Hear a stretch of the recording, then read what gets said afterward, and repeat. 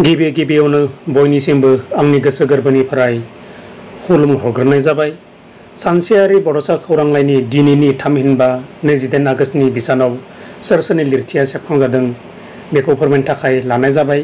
गिबियावनो आंनि फारसेथिंजायनिफ्राय बयनिसिमबो गुरैयै खावलायहरनायदि सानसेयारि बड'सा खौरांलाइयाव नोंथांनि बेसेन बहरा लिरथिखौ अराय दैथायहर आरो सानसेयारि बड'सा खौरांलाइखौ अराय अनसायलांबाय था।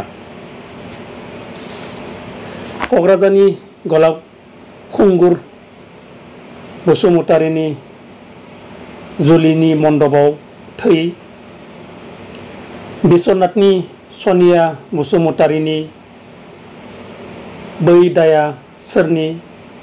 बाक्सानि रैदोम बर'नि मिजिंनाय बादि बर' बाजार सोलोंसालिमा चिरांनि रकि नार्जारिनि आइयै, चिरांनि रश्मि गयारिनि दंखायो आरो क'क्राझारनि थुनि बसुमतारीनि गावनि अनगा खन्थाइया सेबखांजादों।